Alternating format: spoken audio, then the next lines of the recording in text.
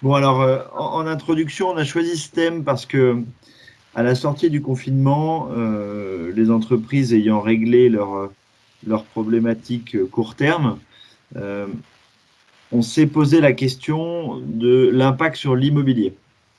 L'immobilier d'entreprise, c'est un sujet qui est un sujet long terme, et donc la crise du Covid a un peu impacté les chefs d'entreprise dans leurs interrogations sur faut-il investir à long terme. Alors, vous donnez des réponses aujourd'hui sur est-ce que je dois investir dans mon immobilier ou pas, ce serait difficile. Ceci étant dit, on va essayer de vous donner une analyse de la crise Covid et des changements qu'elle a impliqué, ou en tout cas qu'on pense avoir vu sur le comportement des locataires et des utilisateurs. Parce que cette crise, au-delà d'une crise, c'est un catalyseur de changement culturel qui emmène pour l'immobilier d'entreprise un changement de la manière de penser sa place dans le lieu de travail.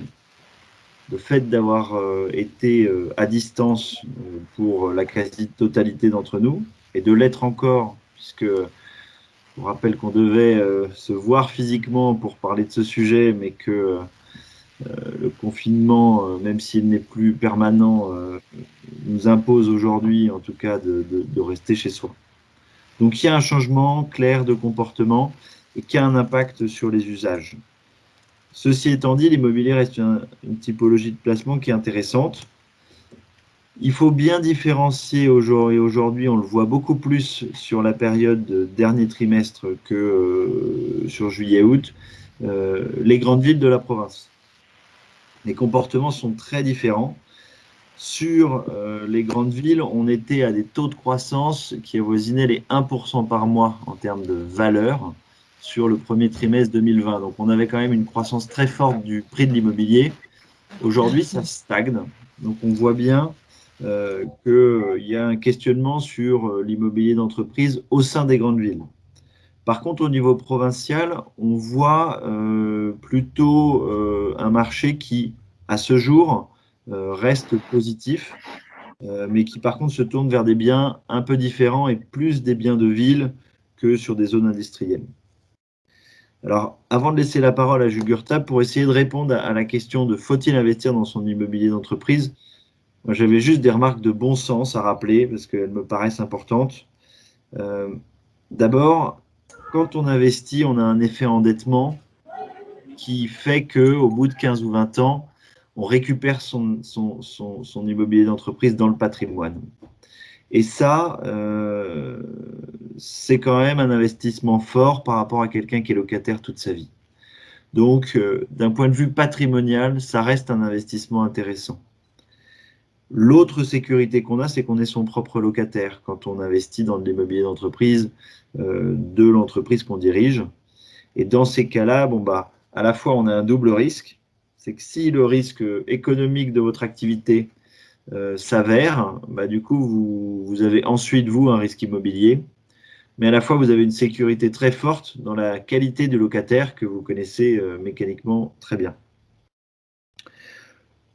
Même en période de décroissance du marché immobilier, le fait d'investir par cet effet de levier de l'endettement reste une opportunité. Donc, il ne faut pas se dire je dois investir pour avoir une plus-value à la fin. Même en période de décroissance faible, il peut être intéressant d'investir dans son immobilier avec l'effet d'endettement. Et puis enfin, l'immobilier, ça reste quand même le pilier d'une stratégie, parce qu'on est obligé de déterminer le nombre de personnes qu'on a aujourd'hui, qu'on aura dans 5 ans, dans 10 ans, dans 15 ans. Et donc, le fait de pouvoir s'amener de la flexibilité par rapport à ça, bah, c'est à mesurer, parce que certes, l'effet d'endettement est intéressant, mais de l'autre côté, l'effet d'opportunité et de pouvoir avoir des locaux plus grands, avoir des locaux plus petits très rapidement, c'est quelque chose, lorsqu'on a investi, qui est moins facile. Donc, donc voilà, il n'y a pas de réponse facile. Je vais laisser la parole à Jugurtha, mais avant, je voulais rappeler pourquoi il était avec nous aujourd'hui. Euh, donc, Jugurtha est conseiller chez Xerfi et au niveau du réseau CRO, on a sorti un petit article avec Xerfi qui vient de l'étude qui va vous être présentée. Donc, le Connexion, c'est un magazine qui est publié tous les trimestres par notre réseau et qui est à destination de tous les clients des cabinets CRO en France. Et donc celui-là parle de l'immobilier avec Jugurtha, mais aussi avec d'autres personnes qui sont intervenues. On a Christophe Rouault qui nous a donné son point de vue en tant qu'analyste immobilier. On a Imen d'Auvergne qui est chez Fideliance et qui fait du conseil fiscal à tous ceux qui réfléchissent à un investissement immobilier, qui a donné son point de vue sur quelle structure, est-ce qu'il faut une SCI, est-ce qu'il faut une SARL de famille. C'est des sujets qu'on voit souvent revenir chez nos clients. On a une analyse croisée de Christophe Rocard et de CBRE. CBRE étant un gros acteur de l'immobilier national. Et puis enfin, on a une vision du marché anglais et de l'impact sur le Covid, parce que c'est toujours intéressant de voir ce que font nos clients et nos homologues à l'étranger.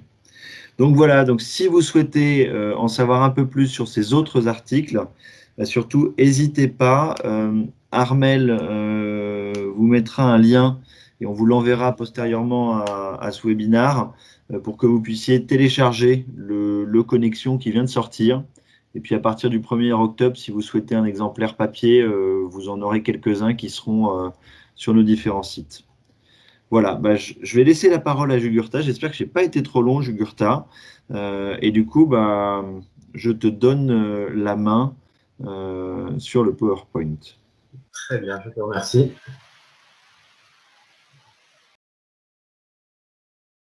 Petite seconde. J'ai commencé par me présenter en essayant de télécharger un petit peu le document. Donc, Jugurtha Degriche, je suis directeur d'études au sein du pôle Xerfi MCI, qui appartient au groupe Xerfi, qui est le leader des études économiques sectorielles en France. C'est un groupe qui a entre 25 et 30 ans. Et qui traite vraiment de tous les secteurs d'activité en France, mais également pour certains secteurs, on a une approche internationale, je pense notamment au macro-secteurs type l'aéronautique, l'automobile, qui ont bien évidemment un intérêt en termes d'analyse à l'échelle France, mais on est également sur une forte concurrence à l'échelle internationale. Le groupe Xerfi est constitué de cinq entités. Donc celle pour laquelle je travaille, c'est Xerfi MCI, qui est spécialisée dans les études sur mesure, comme c'est le cas pour CRO France. Voilà, on va réaliser vraiment des prestations à la demande, principalement pour des entreprises qui ont besoin d'éclairage sur leur activité, qui ont besoin d'informations pour pouvoir se projeter et analyser un petit peu l'évolution de leur marché et de la concurrence. Mais on réalise également des études sur mesure pour des fédérations qui ont besoin de défendre leur profession face au pouvoir public. Voilà, pour négocier éventuellement des aides, pour maintenir des aides. Là, on le voit, on est en plein dedans. Chaque fédération passe l'une après l'autre auprès des différents ministères pour défendre un petit peu leur profession face à la crise du coronavirus. Il y a un deuxième pôle qui est spécialisé. Alors là, j'ai le problème. C'est toi, Jean-François, qui a la main sur le. Non. Il y a des choses qui apparaissent sur l'écran, mais qui ne sont pas de mon fait. Donc j'ai un doute sur le fait. Est-ce que tu veux que je reprenne la main pour passer le support? Ouais, c'est ça. Ouais. Ça va être plus simple. Donc je poursuis sur la présentation de Xerfi très rapidement. On a donc 5 pôles. Je vais présenter celui pour lequel je travaille. On en a 4 autres. Je ne vais pas m'attarder sur chacun d'entre eux. L'idée, c'est de vous dire qu'on travaille vraiment sur tous les secteurs d'activité en France, que le groupe édite et publie plusieurs centaines d'études par an sur tous les secteurs d'activité.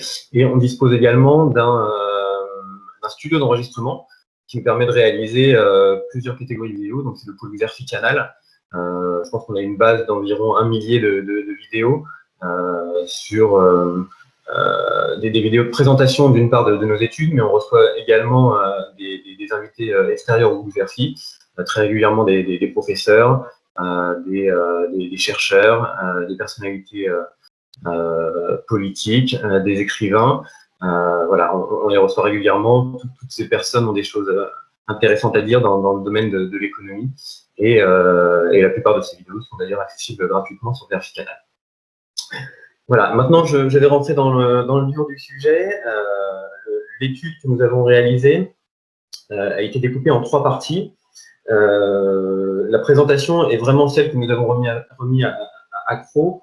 Néanmoins, pour certaines données, l'étude ayant été réalisée en mai, si ma mémoire est bonne, il y a évidemment quelques ajustements liés à l'évolution de l'économie et de la situation sanitaire en France. Donc, lorsque ces chiffres sont disponibles, je vous les transmettrai au fur et à mesure. Donc, la première partie, on va d'abord parler d'une crise sanitaire qui a eu un impact important en matière d'économie. Alors, Jean-François, si vous voulez bien passer à la slide suivante. Voilà, alors, l'idée, c'est qu'on est passé d'un choc asymétrique avec pour épicentre l'Asie, et plus spécifiquement la Chine et la fameuse ville de Wuhan, et puis très rapidement aussi la Corée du Sud.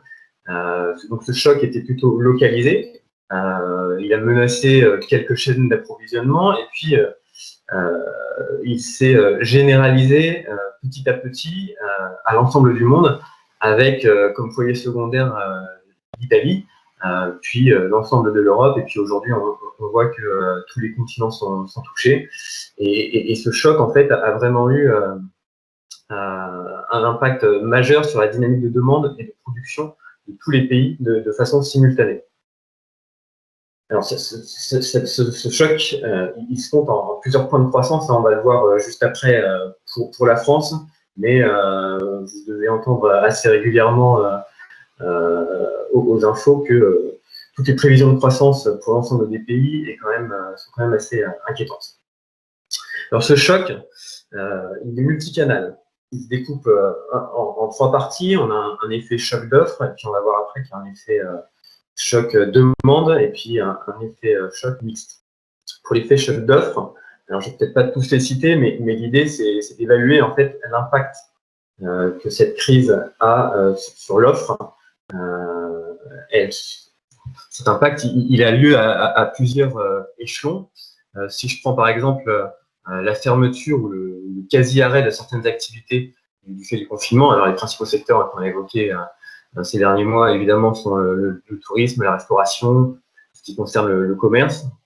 On va avoir un impact important en termes d'emploi, ce qui va forcément impacter l'offre des entreprises. On peut prendre également comme exemple la rupture des chaînes d'approvisionnement en amont, les restrictions sur le fret, l'effet que ça a eu et que ça peut avoir pendant la durée, c'est un risque de pénurie et d'enchère sur les prix de certains composants. À l'inverse, on peut considérer que l'effet à court terme et à long terme est peu prégnant quant à l'accès limité pour certains biens d'équipement. Je pense notamment à tout ce qui peut être télévision, des choses comme ça. Voilà. L'impact est quand même assez limité. En termes d'effet choc de demande, sur la slide suivante,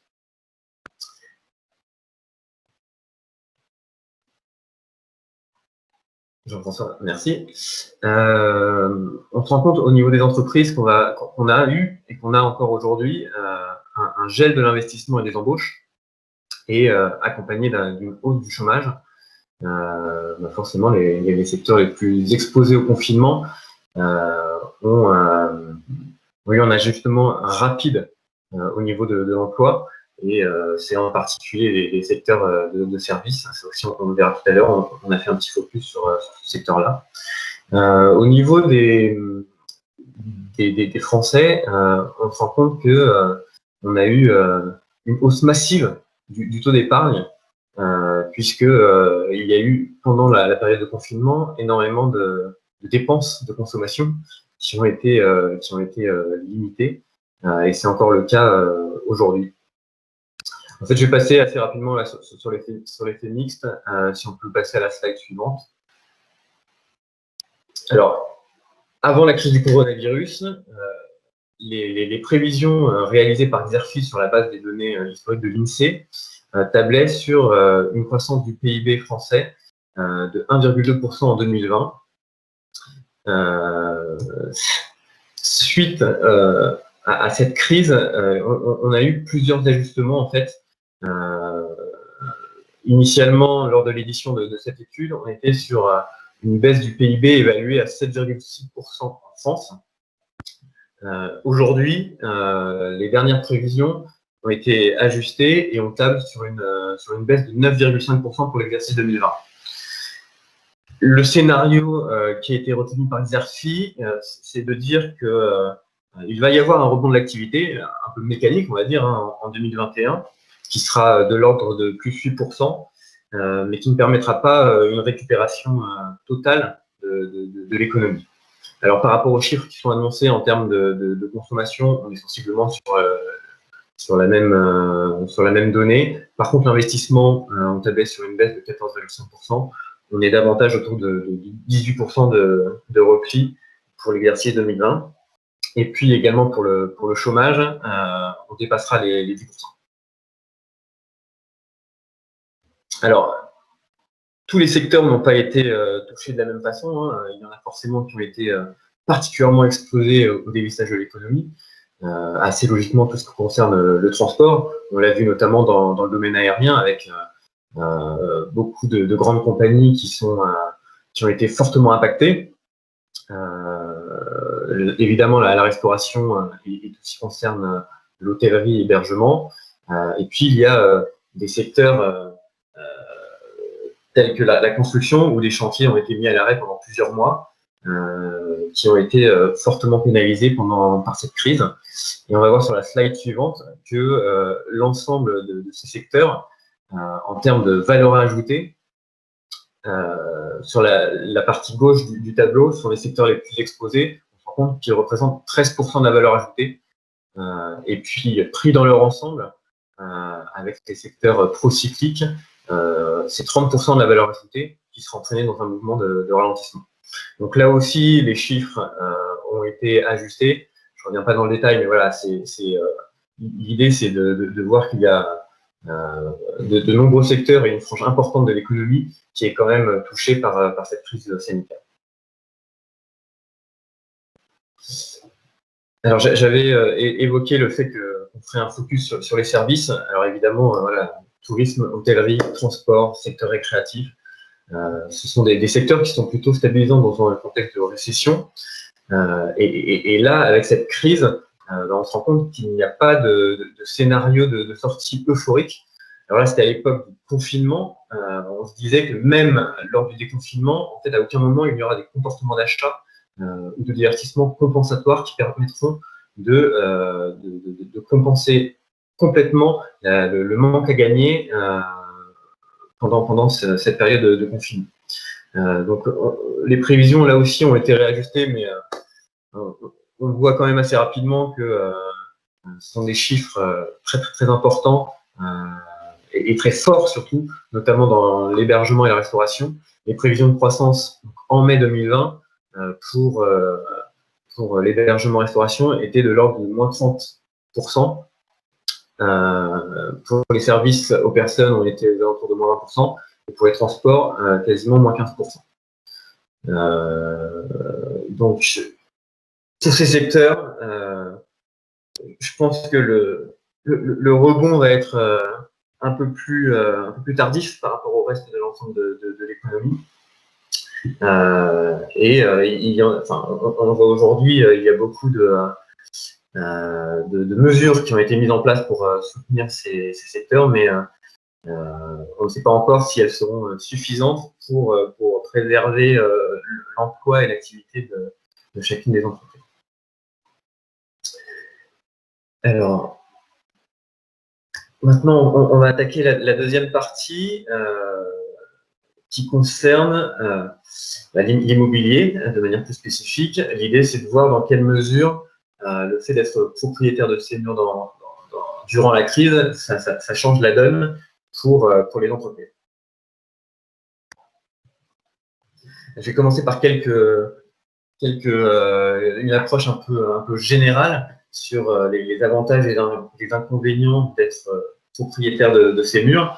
Alors, Jean-François a fait une introduction tout à fait juste à ce sujet tout à l'heure. On va dire de manière générale, on constate que le choix entre l'achat et la location d'un local professionnel, il se fait en fonction du profil de l'entreprise, bien évidemment, et de sa maturité, et aussi de ses besoins. Il y a bien sûr le critère financier à prendre en compte. Néanmoins, on se rend compte que la plupart du temps, la location est une solution qui est utilisée par les jeunes entreprises, tout simplement parce qu'elles ont vocation à grossir, à grandir. Du coup, en termes d'effectifs, cette entreprise va avoir besoin de changer de local à plusieurs reprises tout au long de son évolution. Les entreprises plus matures, qui sont beaucoup plus installées dans le temps, vont pouvoir privilégier la solution de l'achat du local professionnel lorsqu'elles disposent de suffisamment de ressources financières pour que cette opération immobilière n'impacte pas ses capacités financières.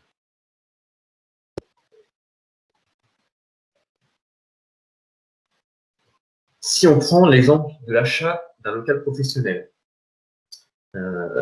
par le biais de cette étude, ce que nous avons souhaité faire, c'est de peser le pour et le contre en matière d'achat d'un local.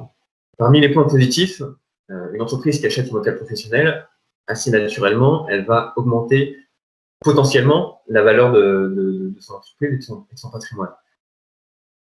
Elle va avoir également une meilleure visibilité sur ses dépenses immobilières à long terme, puisque elles se limiteront au remboursement de son prêt immobilier. Cette entreprise qui choisit l'achat d'un local professionnel, elle va aussi pouvoir considérer qu'elle n'a pas perdu de loyer correspondant au droit temporaire de jouissance qui existe lorsqu'on loue un local. Et enfin, chose qui peut avoir son importance, on va le voir après, c'est que cette entreprise, elle ne va pas avoir de problème relationnel avec son bailleur. En étant propriétaire, elle est libre de choisir les travaux qu'elle souhaite effectuer. Elle n'a pas non plus de problème de loyer versus son bailleur. Par contre, le fait d'acheter son local professionnel, il peut y avoir des points négatifs. Tout simplement, on a le fait de diminuer sa capacité financière en souscrivant un emprunt, le fait d'allouer une partie de ces investissements pour des fonctions non productives, alors qu'elles pourraient être, les ressources de l'entreprise pourraient être allouées à d'autres postes. Et puis, il peut y avoir également des freins potentiels dans le cadre de la vente de l'entreprise, et également une réduction, enfin un frein aussi à tout déménagement en cas d'évolution importante en termes d'effectifs, notamment suite, par exemple, à l'acquisition d'une entreprise.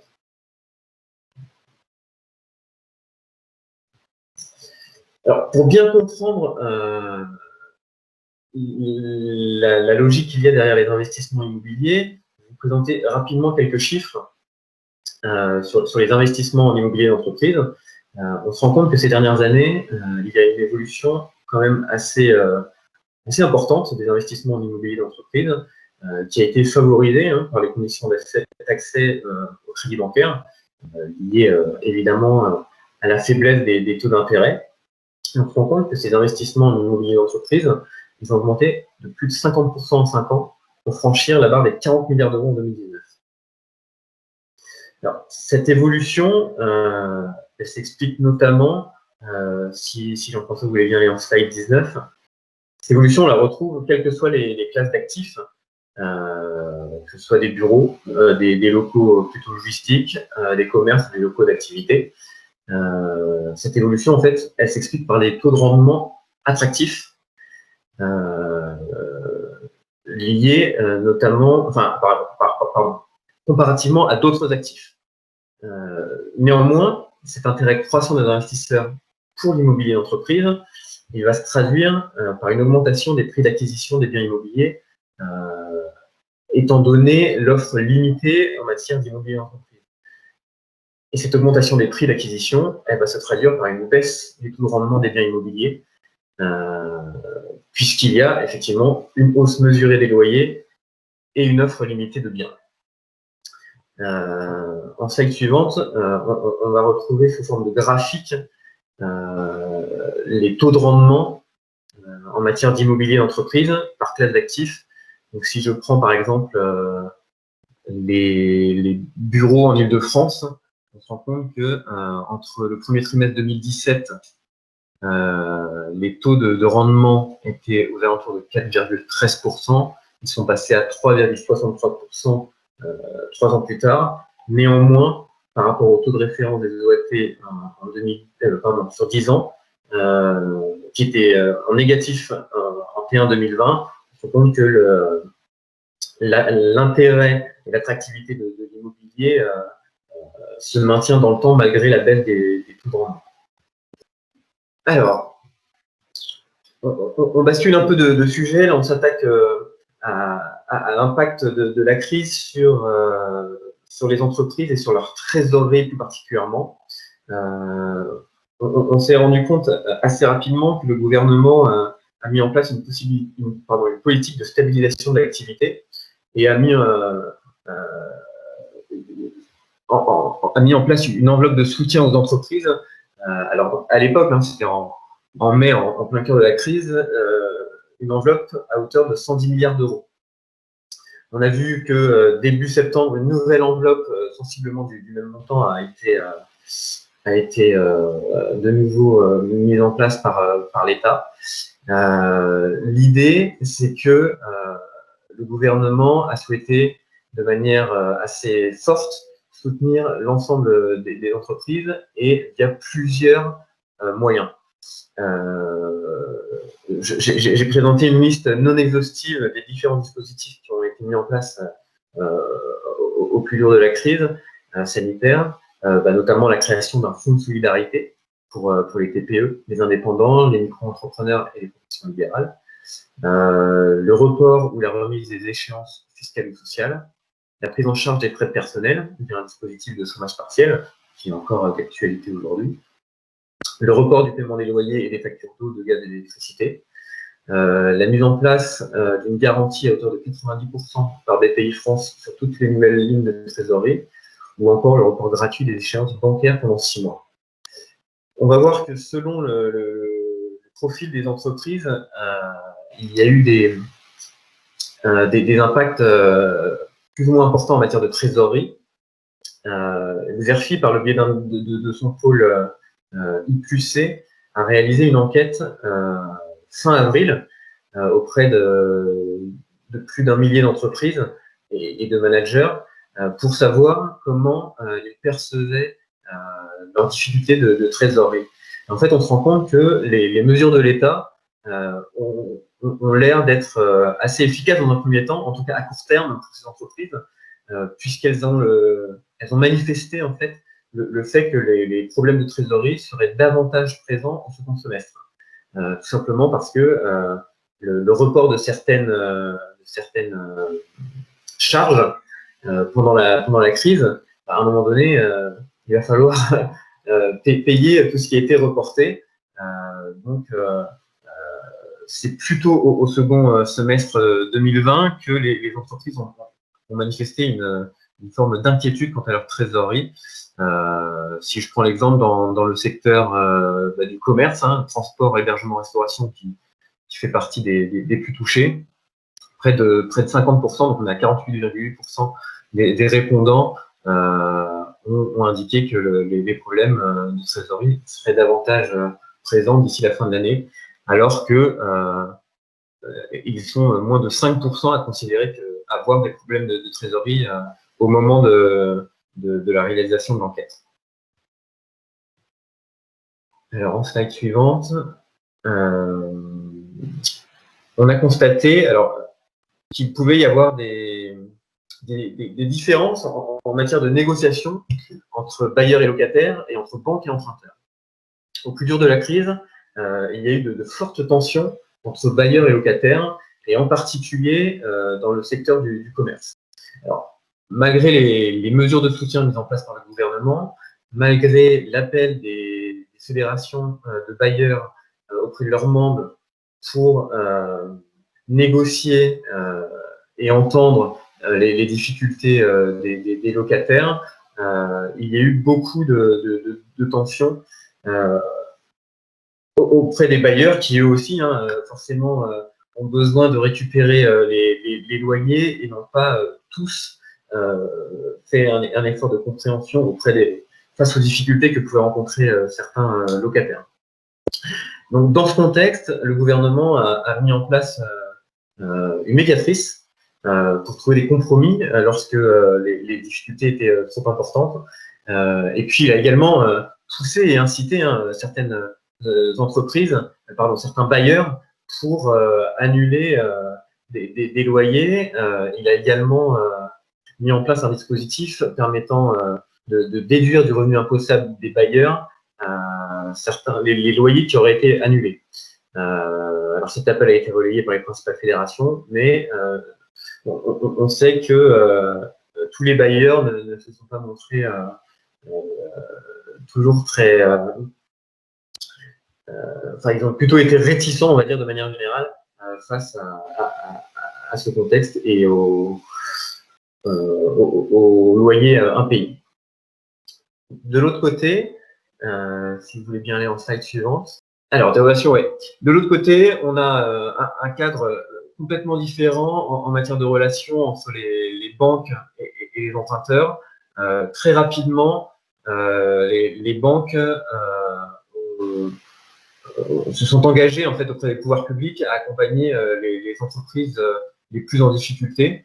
Il y avait notamment le dispositif annoncé par l'État du report jusqu'à 6 mois des remboursements de crédit, et également la suppression des pénalités et des coûts additionnels de report d'échéance et de crédit. Ces engagements pris par les banques ont fortement contribué à la bonne tenue des relations entre les entreprises et les banques. Selon la même enquête réalisée auprès de plus d'un millier de managers et dirigeants d'entreprise, on se rend compte que plus de 50% des répondants considèrent les relations avec les banques comme très correctes. Alors ça, c'est sur la slide suivante. On se rend compte que quel que soit le secteur d'activité, les entreprises ont qualifié les relations avec leurs banquiers comme plutôt correctes ou très correctes. Et finalement, il y a eu très peu de situations considérées comme plutôt tendues ou très tendues. Peut-être que les taux sont un peu plus importants dans les secteurs des services aux entreprises, des services aux ménages. Mais de manière générale, on est quand même sur un contexte plutôt sain. Là aussi, le gouvernement a tout de même décidé de mettre en place un dispositif de médiation du crédit pour négocier avec les banques un rééchelonnement des crédits bancaires, puisque dans certains domaines, les banques n'ont pas forcément joué le jeu, et notamment en matière d'accès à des dispositifs de prêts, notamment les prêts garantis par l'État. Voilà, il y a eu quelques petites tensions à ce niveau-là, mais qui restent quand même mineures par rapport à ce qu'on a pu voir en matière de relations entre les locataires et les bailleurs. Alors, en slide 26, après toutes ces informations, finalement, être propriétaire dans ce contexte, est-ce que c'est plutôt avantageux ou est-ce qu'il y a plus d'inconvénients? Alors, on a fait un petit comparatif entre locataire et propriétaire en mettant en avant les points positifs et les points négatifs. Alors, pour la partie locataire, on vient de le voir, parmi les points négatifs, on a constaté qu'il pouvait y avoir des tensions importantes avec les bailleurs qui souhaitent préserver la rentabilité de leur investissement immobilier. Mais les locataires ont quand même bénéficié d'un soutien de l'État qui a acté le report du paiement des loyers, en particulier pour les entreprises les plus en difficulté. Et puis ces locataires bénéficient aussi de manière générale d'une souplesse en termes de changement de local professionnel, puisque aujourd'hui, si une entreprise a été amenée à licencier des effectifs ou décide de développer fortement le télétravail, elle a une capacité à ajuster son local professionnel de manière beaucoup plus simple qu'en étant propriétaire. Du côté des propriétaires, le principal point négatif, c'est la hausse du coût du mètre carré par salarié. Pourquoi? Déjà, pendant la période de confinement, pour la plupart des entreprises, peu de personnel était présent dans les locaux professionnels. Et puis, avec le développement du télétravail et au sortir du confinement, il y avait la règle d'espace minimum de 4 mètres carrés par salarié à respecter, qui faisait qu'on est, et on est encore aujourd'hui, sur un mode un peu alternatif en matière de présence dans les locaux. Néanmoins, parmi les points positifs dans ce contexte sanitaire, pour les propriétaires, c'est d'avoir eu la possibilité de reporter ou de rééchelonner son emprunt bancaire. Mais c'est également la possibilité de réaménager son local professionnel et de le redimensionner comme il l'entend pour justement l'adapter à l'évolution de la présence de ses effectifs. Je reviendrai dessus un peu plus loin dans la présentation, puisqu'il y a une vraie réflexion en matière de réaménagement des locaux pour les propriétaires. Sur la slide suivante, les entreprises qui ne sont pas propriétaires, eh bien, c'est loin d'être une priorité aujourd'hui. Et surtout, elles vont être exposées à des vrais freins. On l'a vu, il y a une dégradation de la trésorerie qui est annoncée pour ce second semestre 2020. On l'a vu également de manière plus macro qu'on est dans un environnement plutôt incertain, avec une forte atonie de la demande. Ce contexte, il va limiter la capacité d'achat des entreprises. En parallèle, le secteur bancaire, il est exposé à des problèmes de créances douteuses. Et on se rend compte qu'il y a eu un vrai durcissement des conditions d'accès au financement et un niveau de sélectivité des dossiers d'accès au crédit qui s'est largement renforcé ces derniers mois. Donc aujourd'hui, finalement, les entreprises, elles font face à de vraies contraintes pour accéder à la propriété. Et il y a une statistique d'ailleurs qui était assez frappante, c'est que les intentions de déménagement au second semestre, alors c'est également pour les entreprises qui sont locataires, qui ont été repensées pour près des 2/3 des chefs d'entreprise pour le second semestre. Donc ça montre bien qu'il y a là encore une vraie réflexion sur la stratégie immobilière des entreprises qui est amenée à évoluer avec cette crise, et notamment en raison du développement du télétravail et puis l'incertitude en fait sur la durabilité de cette crise et sur peut-être le caractère répétitif de ce type d'épidémie sur le long terme.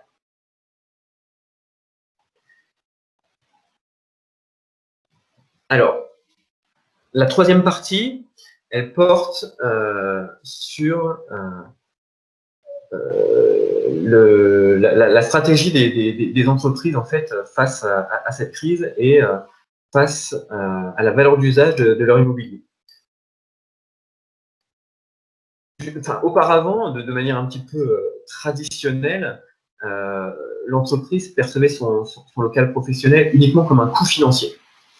Elle définissait son budget immobilier sur la base d'un ratio simple, c'est le nombre de mètres carrés divisé par la masse salariale. Et en fait, cette approche, elle trouve son écho dans le ressenti des employés qui, selon une étude qui a été menée en 2016, les employés en fait, décrivaient principalement leur local professionnel comme un simple lieu de travail. C'était le cas pour plus des 2/3 des répondants. Et très peu comme un lieu d'épanouissement. Et même pour 5% comme un lieu de torture. Voilà, l'idée, c'est qu'on est vraiment sur un local professionnel considéré uniquement comme un coût pour l'entreprise et un lieu de travail pour les employés. On va se rendre compte qu'en fait, le local professionnel, il va avoir comment dire, un enjeu particulier, une approche en fait différente aujourd'hui pour les employés. Sur la slide suivante, on se rend compte que les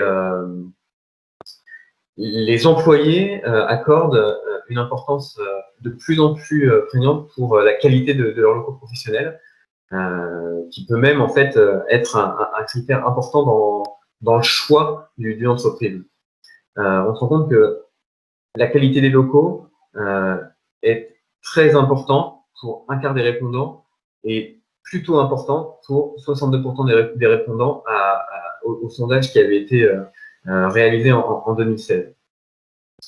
Ce que j'entends par qualité des locaux, enfin, ce qu'entendent les répondants à cette enquête, c'est notamment la mise en place d'une offre de service à la disposition des employés. Alors, il y a plusieurs critères, hein. Les plus évoqués sont la mise à disposition d'une place de parking, l'accès à un restaurant d'entreprise, mais aussi à une cafétéria ou à une salle de sport, avoir des espaces un petit peu dédiés à la détente au sein des locaux. Voilà, il y a différents critères en fait qui montrent que les usages des locaux ont évolué et sont amenés à évoluer pour répondre à des attentes exprimées par les salariés.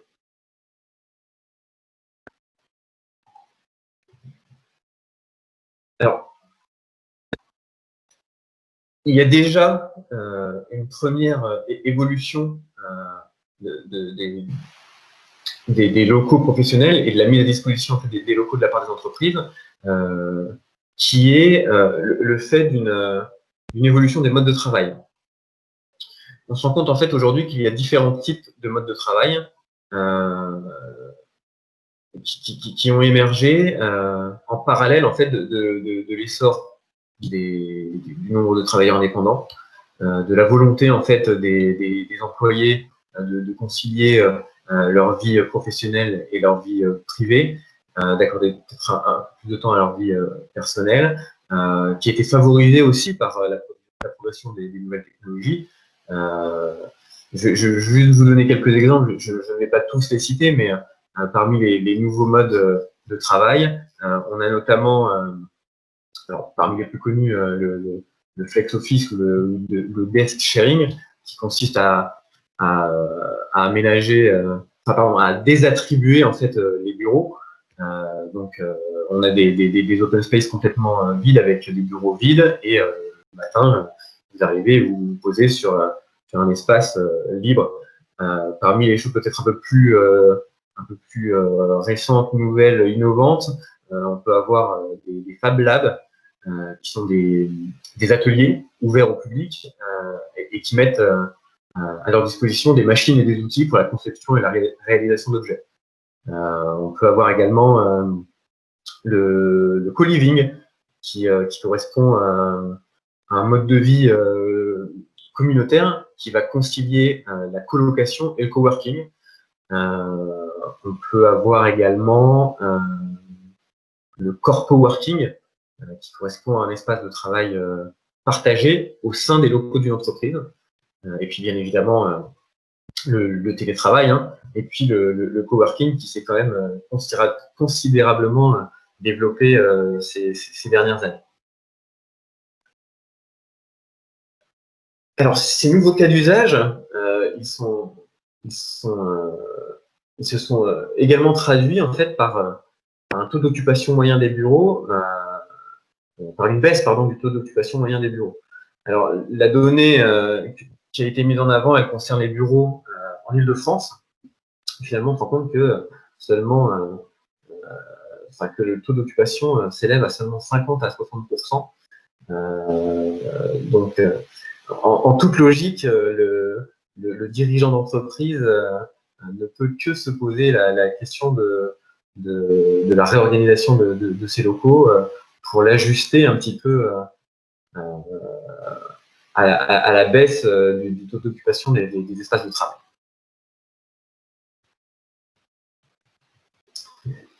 Alors la question qu'on s'est posée, c'est dans quelle mesure la crise a accentué ou pas ces nouveaux cas d'usage, et en particulier le télétravail. Avec la crise, assez logiquement, la pratique du télétravail s'est généralisée. Jusqu'à 39% des salariés du secteur privé pendant la période de confinement, et dont la moitié pour la première fois. Et ce dont on se rend compte, c'est que même pour ceux qui n'étaient pas forcément très attirés par cette pratique, il y a une volonté pour la plupart des télétravailleurs de continuer à pratiquer le télétravail après le confinement. Alors là, l'enquête qui a été réalisée date de fin avril. Peut-être que les taux sont différents aujourd'hui, mais l'idée, c'est quand même de dire qu'il y a une volonté de la part des salariés, des employés de continuer dans cette logique de télétravail. Alors pas forcément à plein temps, mais au moins de quelques jours par semaine.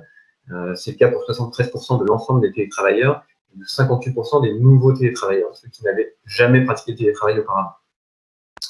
Alors, néanmoins, par le biais de l'enquête qui avait été réalisée par CSA fin avril, on se rend compte qu'il y a quand même parmi les télétravailleurs et même parmi les gens qui souhaitent poursuivre le télétravail, la volonté en fait de retourner de temps en temps au bureau, puisqu'il y a par le biais du local professionnel le fait de pouvoir travailler en fait de manière différente. C'est un lieu d'échange, c'est un lieu de socialisation, et la façon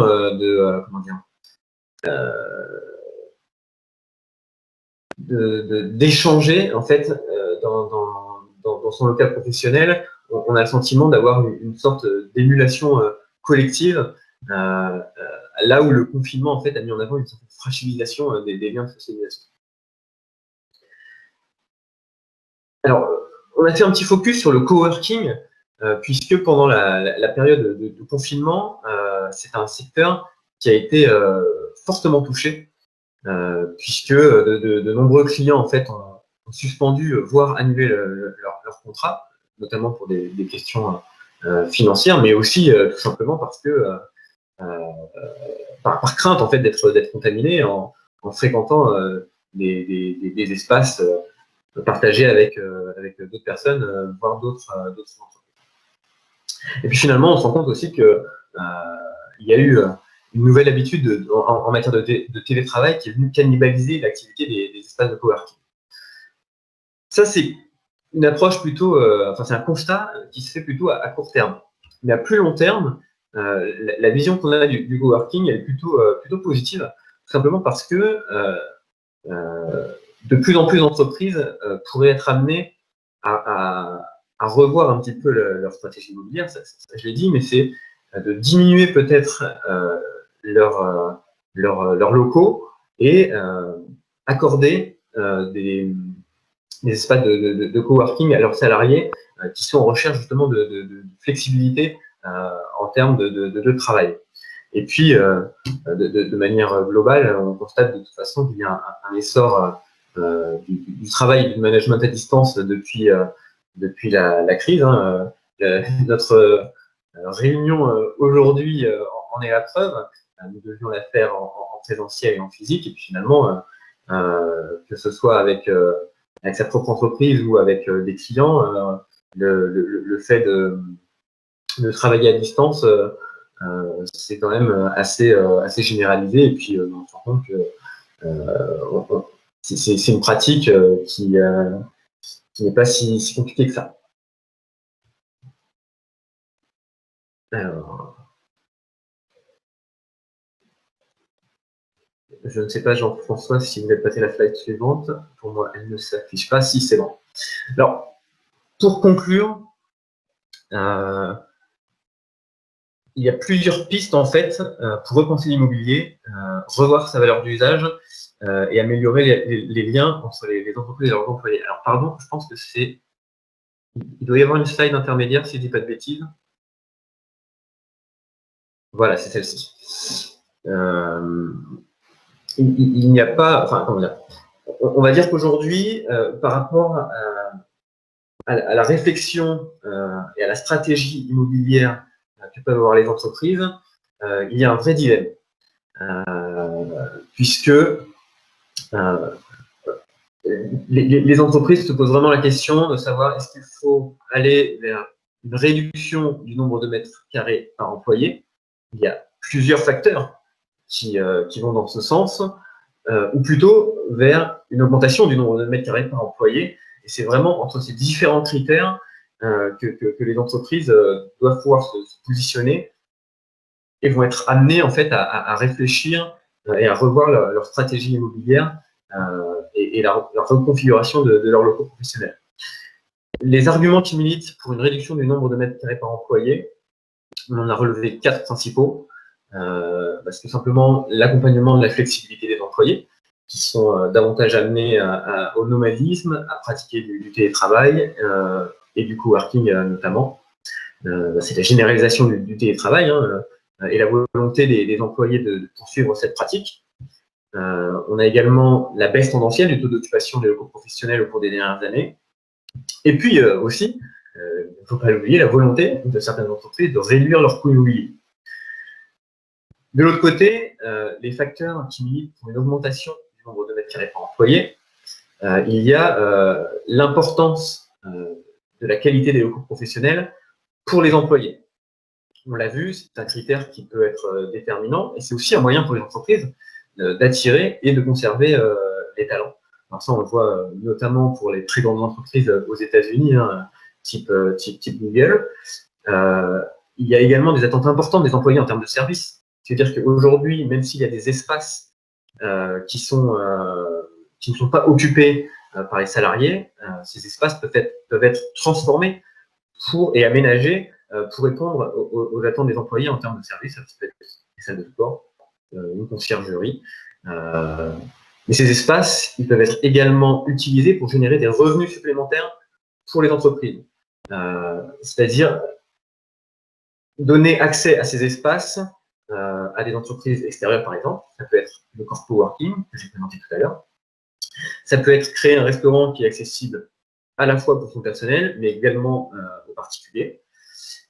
Et enfin, le dernier critère qui milite pour une augmentation du nombre de mètres carrés par employé, c'est tout simplement l'impact positif du bien-être des employés sur leur productivité. Ça, je ne l'ai pas forcément abordé tout à l'heure, mais ça vient jouer avec la qualité des locaux professionnels qu'attendent les salariés. Voilà, donc via ces deux tableaux, l'idée c'était vraiment de donner des billes alors vers la réduction ou vers l'augmentation du nombre de mètres carrés par employé. En synthétisant un petit peu tout ça, on se rend compte qu'il y a plusieurs pistes pour repenser l'immobilier et revoir sa valeur d'usage, mais aussi pour améliorer les liens entre les entreprises et leurs employés. Il y a possibilité de bâtir des bâtiments modernes, mixtes et à destination indéterminée. Ça peut être par exemple mettre en avant la mixité des usages entre locaux professionnels, logements, services accessibles au public. Ça peut être mettre en place des bâtiments qui seraient réversibles. Ça se fait de plus en plus.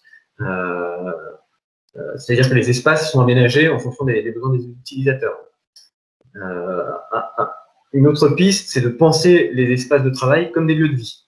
Finalement, aujourd'hui, et notamment en faisant du télétravail, la barrière entre le logement, le domicile et le lieu de travail des salariés, elle devient de plus en plus floue. L'idée, c'est de retrouver à travers l'espace de travail des similitudes en fait entre ce qu'on a à son domicile et ce qu'on a aussi à son travail. Il y a d'autres aspects aussi qu'on peut retrouver, c'est se dire je souhaite avoir des espaces de détente sur mon espace de travail. Je souhaite disposer de lieux d'échange avec mes collègues, mais également d'accéder à des espaces peut-être plus personnalisés, plus individuels, comme des bulles de silence. Ce sont des choses qui se font de plus en plus. Également, comme on l'a dit tout à l'heure, accéder à des services comme des salles de sport, une conciergerie, une cafétéria, etc.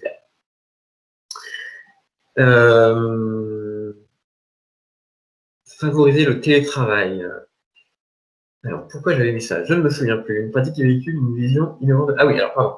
Ça, c'est une réflexion pour les entreprises.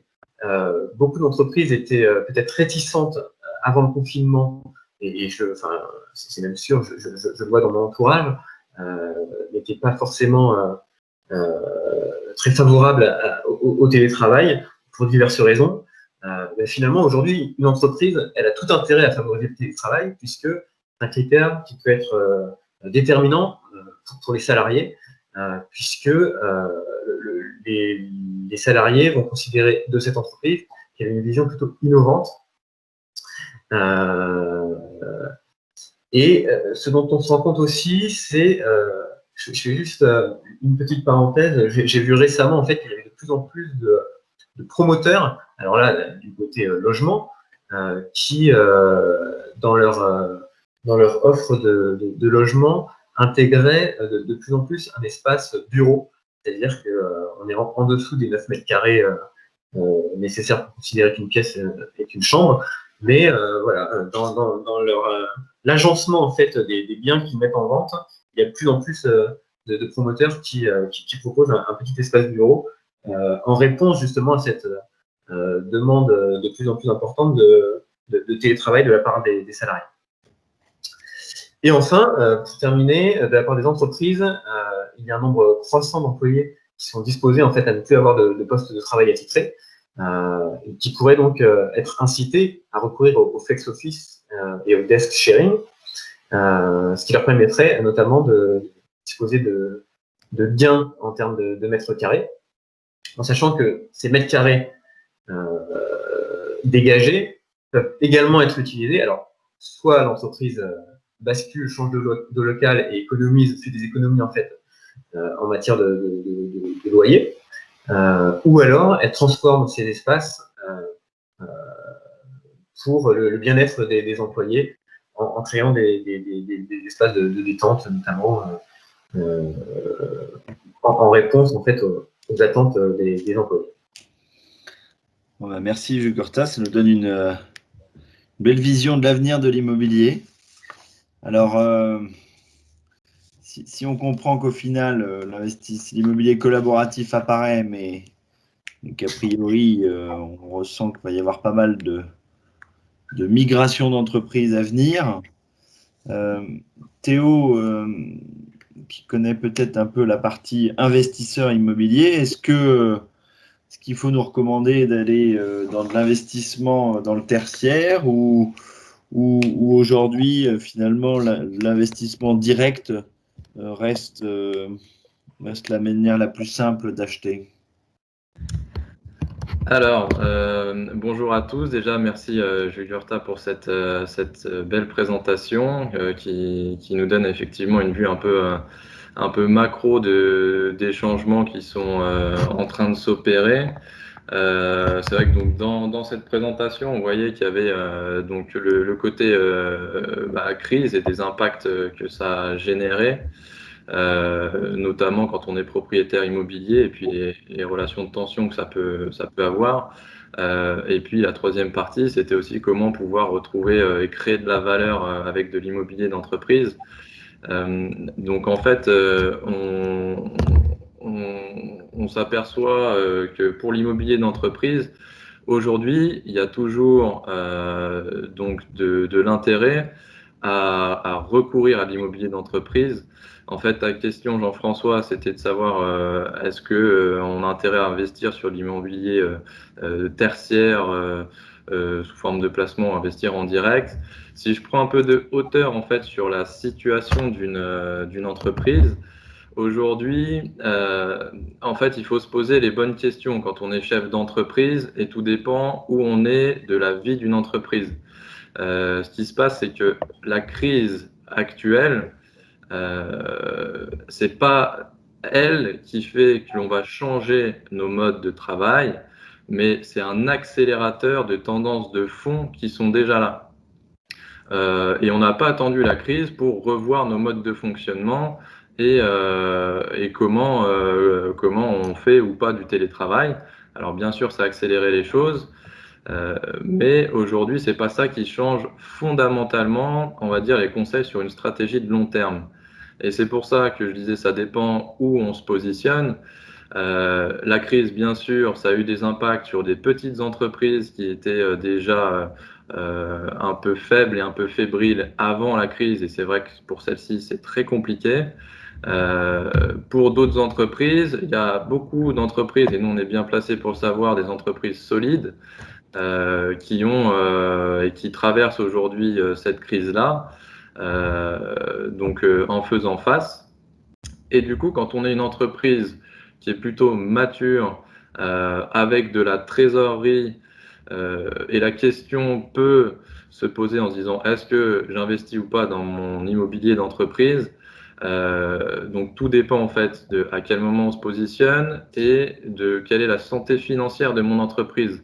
Forcément, si j'ai pas beaucoup de trésorerie de côté, que j'ai des flux qui sont un peu tendus, je vais plutôt prendre la solution de la location, qui est une solution, on l'a vu, flexible et sur laquelle on peut facilement se désengager aussi si jamais il y a un souci en diminuant de mètres carrés.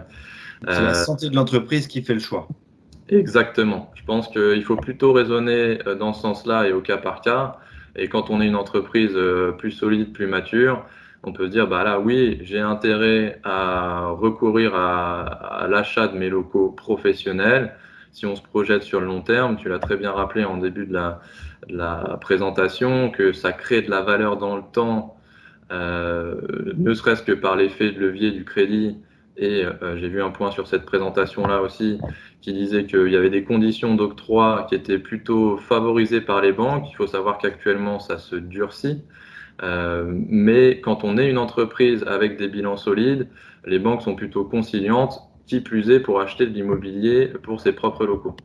Donc oui, ça crée de la valeur dans le temps, et aussi d'un point de vue patrimonial, effectivement, ça permet d'augmenter la valeur de l'entreprise, après voir comment on le structure, et d'avoir soit au moment où on arrête son activité, soit des capitaux en plus, puisqu'on aura fait l'effort pendant la vie de l'entreprise à payer un crédit, soit d'avoir des revenus complémentaires si on loue les locaux professionnels. Donc aujourd'hui, moi, ma réponse, ce serait plutôt oui, on a de l'intérêt à se constituer un patrimoine immobilier tertiaire, surtout si c'est le sien.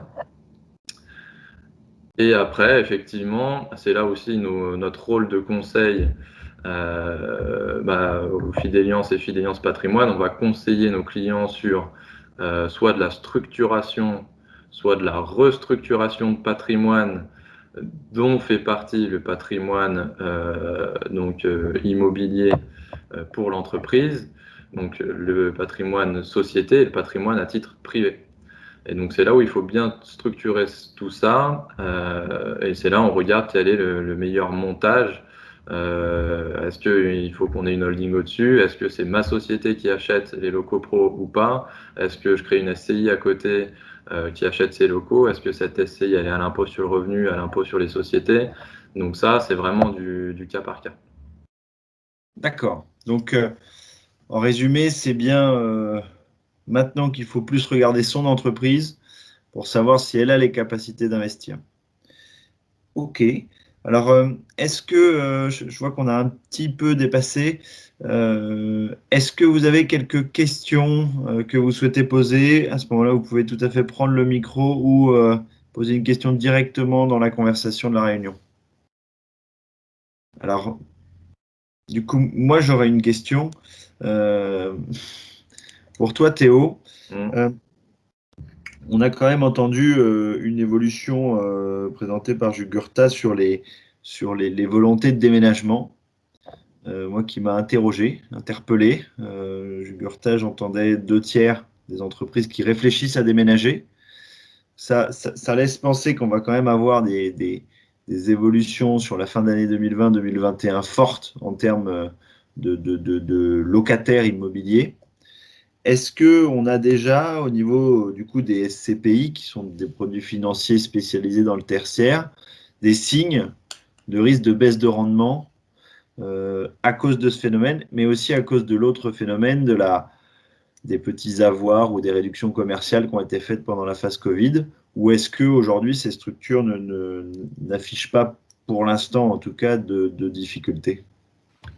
Alors, Théo, excuse-moi, si vous me permettez, juste une précision par rapport à ce que vous venez de dire, Jean-François. L'indicateur que vous venez d'évoquer, c'est pas 2/3 des entreprises qui ont des projets. C'est les 2/3 des intentions de déménagement sont repensées. C'est-à-dire que les entreprises qui ont des projets de déménagement changent de projet. Ouais. Réfléchissent, voilà, à changer de projet. À des projets qui sont différents du projet initial, mais ça ne veut pas dire que ça remet en cause tous les projets de base. D'ailleurs, on est bien placé à Fideliance parce qu'on réfléchit là-dessus aussi, sur les changements de locaux et repenser notre manière de travailler. Oui, forcément, ça a des impacts sur les SCPI. Donc la crise, ce qui est en train de se passer. Après, donc, c'est là où c'est notre rôle aussi de regarder sur lesquels, parce que comme on l'a bien vu dans la présentation, tout l'immobilier tertiaire n'est pas impacté de la même manière. Donc c'est la même chose pour les SCPI, parce qu'il n'y a pas un marché de l'immobilier, il y a des marchés de l'immobilier. Il y a l'immobilier tertiaire, bien sûr, bon, sans parler de l'immobilier d'habitation, mais dans l'immobilier tertiaire, on a l'immobilier de bureau, on a des centres commerciaux, on a de l'immobilier de santé, on a de l'hôtellerie, on a des commerces. Donc tout dépend sur quelle typologie de secteur on est. Et effectivement, il y a des secteurs qui ont plus empathie que d'autres, tels l'hôtellerie, le commerce. Et effectivement, pour répondre à ta question, ça a eu des impacts plus forts et plus marqués sur des SCPI qui sont plutôt spécialisés sur ces types d'investissements-là que sur d'autres qui sont plus mutualisés. Des impacts sur le rendement principalement. Aujourd'hui, sur les prix de l'immobilier, le marché de l'immobilier étant un marché de l'offre et de la demande, malgré la crise, on a encore une offre qui n'est pas suffisante par rapport à la demande et on a des prix qui ont tendance à se tenir. Ils ne sont pas en augmentation, mais ils ne sont pas non plus en diminution. Sur le marché de la location, c'est encore un peu différent puisque là, on a eu des locataires qui ont du mal à payer, on a eu des reports de loyer, il y a eu peu d'annulations de loyer en fait. Effectivement, les effets seront plutôt sur les mois et années suivantes où il y en a certains qui ne pourront pas payer du tout. Mais ça se reflète dans le rendement des SCPI. Il faut savoir que l'année dernière, le rendement moyen était de 4,4% de rendement, ce qui reste un rendement qui est relativement très intéressant par les temps qui courent. On a vu un graphique intéressant sur l'obligation assimilable au trésor à 10 ans qui est proche de 0%. Là, si je prends les rendements des SCPI en tant que placement dont une société qui a de la trésorerie peut positionner sa trésorerie dessus, même si les 4,4% de rendement tombent, et c'est à peu près de ça qu'on est en train de parler, autour de 10%, ça fait des rendements encore aux alentours de 4%. Et la plupart des SCPI du marché communiquent là-dessus. Après, il faut se positionner sur le long terme. Et là aussi, les SCPI, elles n'ont pas attendu la crise pour voir qu'il y avait une mutation dans nos manières de consommer le travail. Et du coup, il y a beaucoup d'SCPI qui, en leur sein, ont justement les recommandations qu'on a vues en dernière diapositive, qui ont mis en place des espaces de coworking, des espaces bien-être. Certaines sont spécialisées sur des immeubles peu énergivores. Donc, tout dépend quel SCPI. Il y a des SCPI spécialisés dans la santé, par exemple, qui ont, au contraire, si je puis dire, ont plutôt profité de la crise plutôt qu'en ayant subi. Donc voilà, ça dépend vraiment du secteur d'activité où on se positionne. D'accord. Bon, comme toujours, le diable se cache dans les détails. C'est ça. Bon, merci à tous les deux pour ces éléments. Est-ce qu'il y a d'autres questions ou est-ce qu'on va clore ce webinaire?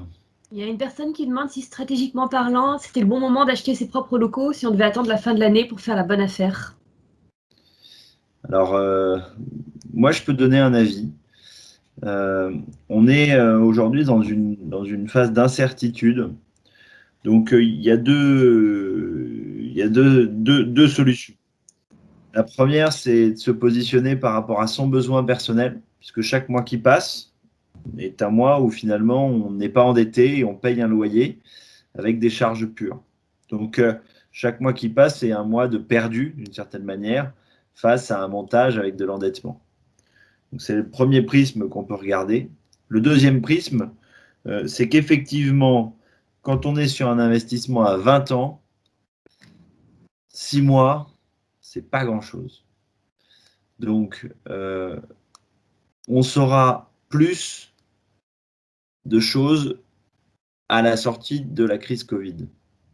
La seule difficulté que j'ai pour répondre, c'est que 6 mois, ça paraissait très très loin début mars, et que ça fait 6 mois. Et que pour l'instant, l'incertitude à moyen terme, en tout cas sur la prochaine année, elle reste sur le marché de l'immobilier. Donc, attendre 6 mois peut être une bonne solution, mais j'aurais peut-être tort, parce que dans 6 mois, on sera peut-être dans la même situation. Jugurtha, Théo, je ne sais pas si vous voulez rajouter quelque chose. Je pense que effectivement, c'est pas 6 mois qui changent grand-chose. Et la question, c'est pour faire la bonne affaire, est-ce que vous pensez fondamentalement que le prix de l'immobilier d'entreprise que vous avez sourcé aux alentours de chez vous baissera de manière significative dans les mois à venir? Je ne suis pas certain qu'il y aura une différence fondamentale. Et dans l'expression la bonne affaire, c'est effectivement sourcer la bonne chose au bon moment, au bon endroit. Et c'est au-delà, on va dire, de vraiment ce contexte de crise. Et le contexte de crise immobilière, aujourd'hui, on voit quand même que l'immobilier étant une valeur refuge et que la bourse étant plus incertaine, on va avoir deux effets qui vont se compenser. Exactement. Je vous rejoins.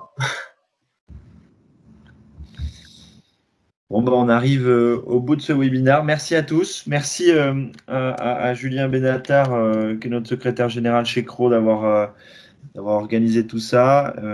Jugurtha, merci pour ce travail de qualité. On a toujours des sensations sur ce qui se passe, mais c'est vrai qu'avoir les chiffres permet toujours d'avoir une analyse plus vraie. Et merci Théo pour cet éclairage. Bonne soirée à tous et peut-être à une prochaine fois pour un autre webinaire. Avec plaisir. Bonne soirée. Au revoir. Merci à tous, bonne soirée. Merci à vous. Au revoir.